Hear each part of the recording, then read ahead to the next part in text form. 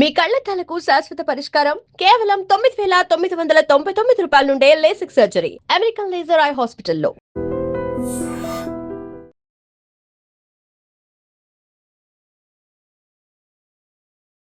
Welcome to iDream. This is Lumbini. US visa rules కి సంబంధించి అలాగే వీసా బాండ్ కి సంబంధించి లేటెస్ట్ అప్డేట్స్ వచ్చాయన్నమాట మనకు. అండ్ స్పెషల్లీ ఇండియన్ స్టూడెంట్స్ కి దీంట్లో కొంచెం మినహాయింపు అయితే కనిపిస్తుంది. సో దాని గురించి క్లియర్ గా డిస్కస్ చేద్దాం. ఈ రోజు మనతో జాయిన్ అవబోతున్నారు యుఎస్ అటార్నీ సాయి శ్రీనివాస్ రెడ్డి భూమిరెడ్డి గారు మనతో పాటున్నారు. Let's talk to him. Hello sir.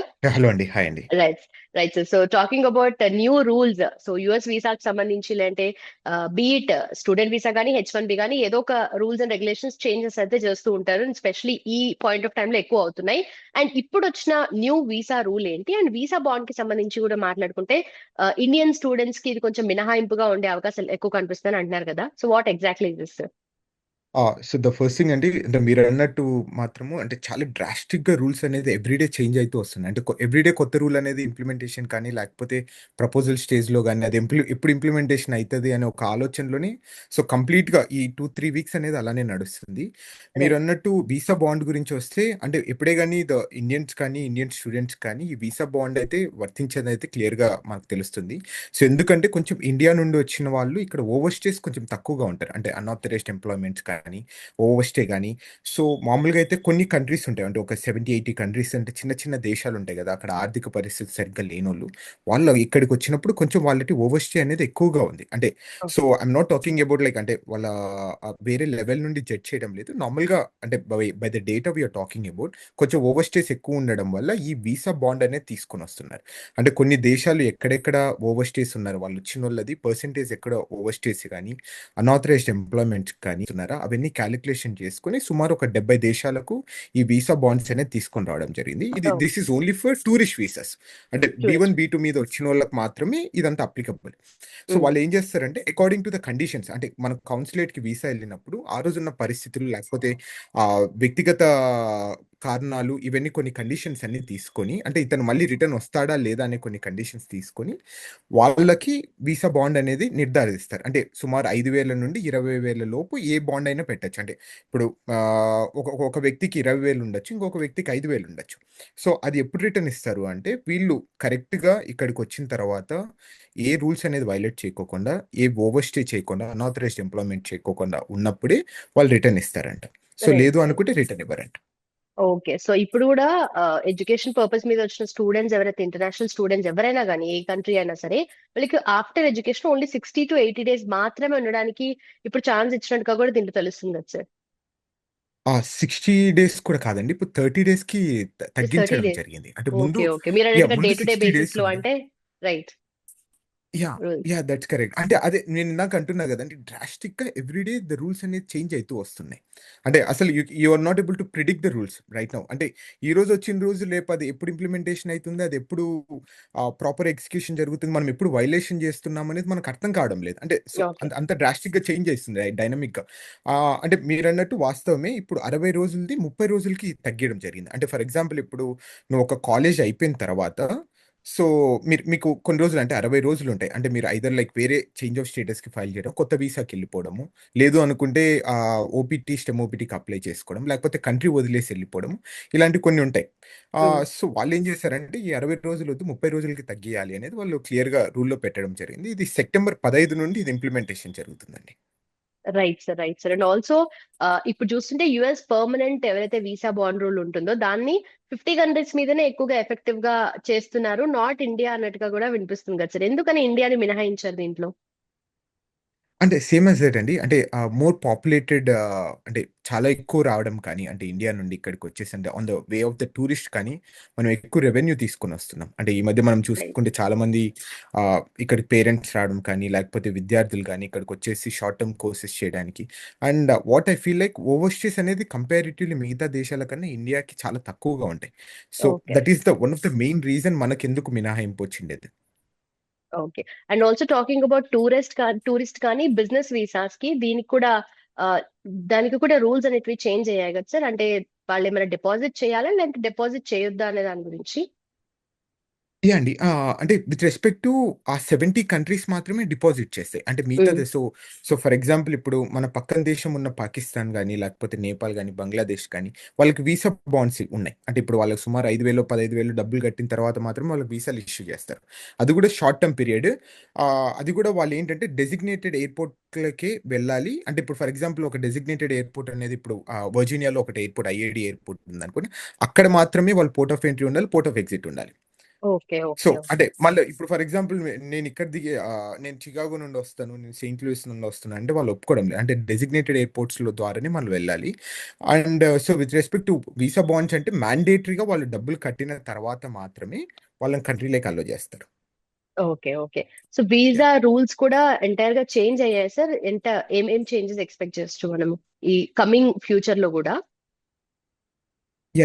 That's correct అండి. అంటే డ్రాస్టిక్‌గా చేంజ్ అయితున్నాయి. అంటే నిన్ననే ఆల్మోస్ట్ ఒక 2, 3 రూల్స్ అనేది రిలీజ్ చేయడం జరిగింది.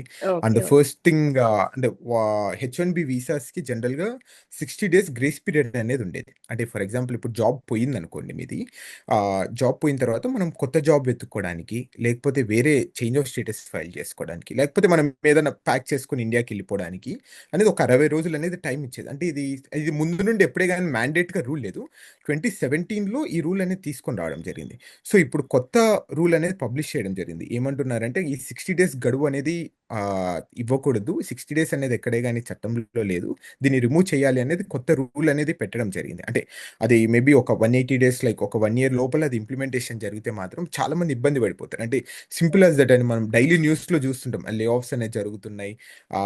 అంటే ఇక్కడ ఎంతమందిని రిమూవ్ చేశారు. అక్కడ అంతమందిని రిమూవ్ చేశారు. పెద్ద పెద్ద కంపెనీలలో అంటే సంక్షోభం వచ్చో లేకపోతే కొన్ని కారణాల వల్లో.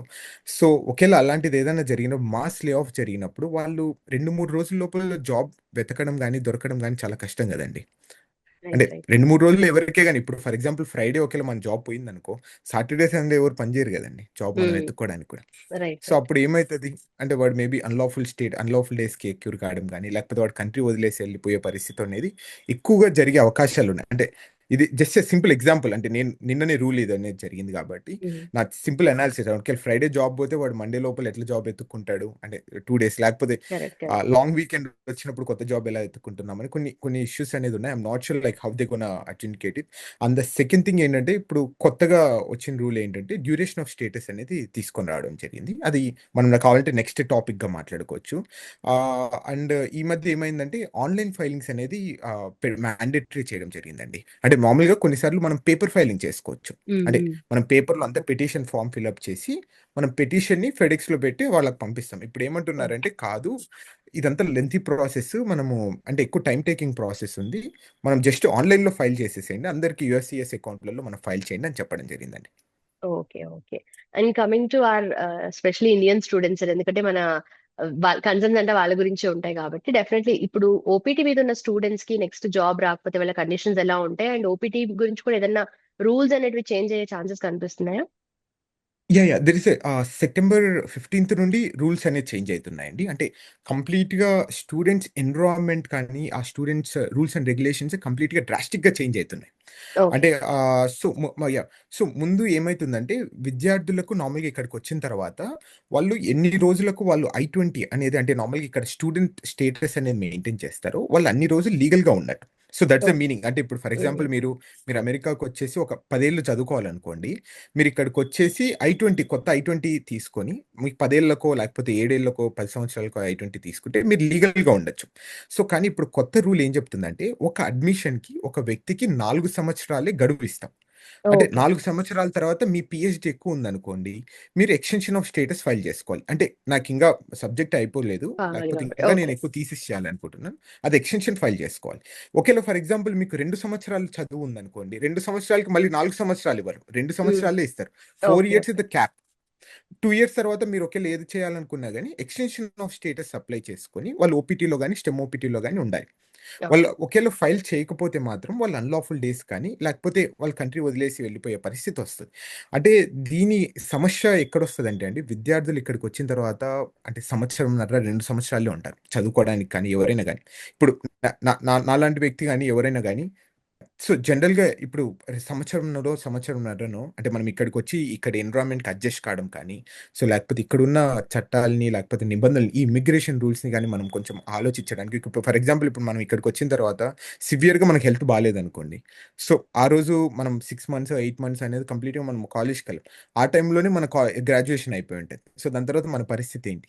సో అంటే ఓకే. ఇలాంటి చిన్న చిన్న సమస్యలు ఉన్నాయి. I don't know like how the gonna అంటే అలాంటి కేస్ బై కేసెస్ ఏమన్నా ఎక్స్ట్రాడినరీ సర్కమ్స్టాన్సెస్ కింద అప్రూవ్ చేస్తారా లేదా అనేది అది సెకండరీ క్వశ్చన్ ఆఫ్టర్ ఇంప్లిమెంటేషన్ అనేది జరుగుతుంది. అండ్ మ్యాండేటరీగా విద్యార్థులకు ఒకటే చెప్పాలనుకుంటున్నాం అండి. అంటే ఫ్రమ్ వెరీ లాంగ్ బ్యాక్, అంటే మీలాంటి వాళ్ళు కానీ ఇప్పుడు మాలాంటి వాళ్ళు కానీ ఇక్కడికి వచ్చిన తర్వాత ఒక చిన్న ఒక్క రోజు అన్లాఫుల్ డేస్ వచ్చినా కానీ, అంటే మనకి ఇక్కడ ఆథరైజేషన్ లేకుండా ఉన్న ఒక్క రోజు ఉన్నా కానీ, ఫ్యూచర్లో మనం ఎప్పుడో 15 సంవత్సరాల తర్వాత రావాలనుకున్నా కానీ అది ఒక చిన్న రెడ్ మార్క్ అనేది ఉంటుంది. సో ఇక్కడున్న ఇక్కడున్న ఏది చిన్నదైనా కానీ వ్యవస్థని కానీ రూల్ కానీ యూజ్ చేసుకొని మనము ముందుకెళ్ళాలని కోరుకుంటున్నాను. ఓకే. సపోజ్ అమెరికా అంటేనే complete rules and regulations follow అవ్వాలి అని చెప్పేసి అంటారు కదా సార్. రైట్. అండ్ ఆల్సో అవునవునండి. టాకింగ్ అబౌట్ అథ్లెట్స్, ఈ ఫీఫా వరల్డ్ కప్ అథ్లెట్స్ గురించి మనీ డిపాజిషన్ గురించి ఏదో లేటెస్ట్ అప్డేట్ వస్తున్నట్టుగా వినిపిస్తుంది sir. What is that about? అయితే ఫీఫా ఐఎమ్ నాట్ షూర్ అండి. అంటే ఫీఫాది నెక్స్ట్ జనరల్గా ఇయర్. వీసాస్ విషయంలో జరుగుతుండే, అంటే B1 B2కి ఎవరైనా కానీ ఫీఫా టికెట్ ఉంటే వాళ్ళకి B1 B2 వీసాస్ అనేది ఇష్యూ చేస్తామని చాలా ముందు చెప్పడం జరిగింది. I think so that's the same thing that is going on అండి అంతే. సార్ పాస్ట్ 20 months లో చూసుకుంటే ఒక 1,75,000 వీసాస్ ని రివోక్ చేయడం జరిగింది. సో దీని వెనుక రీజన్స్ ఏమున్నాయంటారు? సో మీరన్నది వాస్తవమే అండి. నిన్ననే మనకు రిలీజ్ కావడం జరిగింది ఇది. సుమారు 1,75,000 వీసాస్, అంటే it's not only to the Indians, లేకపోతే వాళ్ళనే టార్గెట్ చేస్తది కాదు. మొత్తం ప్రపంచ దేశాల్లో ఇక్కడ ఉన్న వాళ్ళదందరిది 175,000 వీసాస్ అనేది రివోక్ చేయడం జరిగింది. That's a huge number. అంటే ప్రతి నెల సుమారు 10,000 యావరేజ్ తీసుకుంటే 20 నెలలు అంటే 10,000 లేకపోతే 9,000 వీసాస్ రివోక్ అవ్వడం జరిగింది.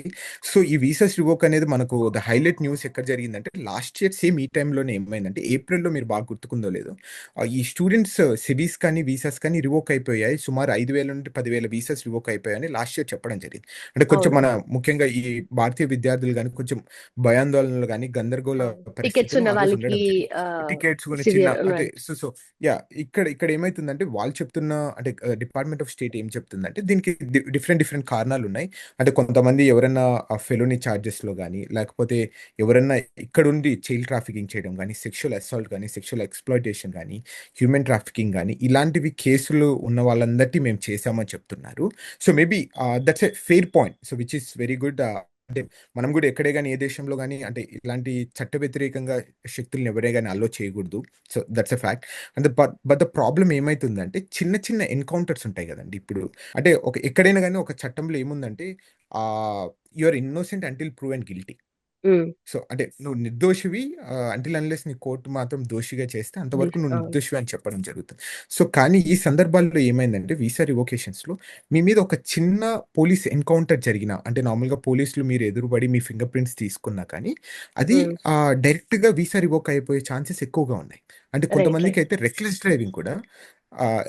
డ్రైవింగ్ ఉన్న వాళ్ళకి కూడా వీసాస్ అనేది రివోక్ కావడం జరిగింది. ఓకే. అండ్ ఆల్సో ఇప్పుడు US and Iran war crisis చూసుకుంటే మనకు ఆల్మోస్ట్ 164th డేకి రీచ్ అయ్యాము. సో ఇంటర్నలీ మీరు యుఎస్ లో ఉంటున్నారు కాబట్టి అక్కడ ఎలాంటి ఎఫెక్ట్స్ మనకి మీరు చూస్తున్నారు ఎక్కువగా దీనికి సంబంధించి, లేదంటే ప్రజల దగ్గర నుండి అగెయిన్స్ ద గవర్నమెంట్ కానీ ఇలాంటి అలాంటివి ఏమైనా కనిపిస్తున్నాయా? నో ఐ డోంట్ సీ అంటే ప్రస్తుతం నాకైతే ఎక్కడ కనపడడం లేదు.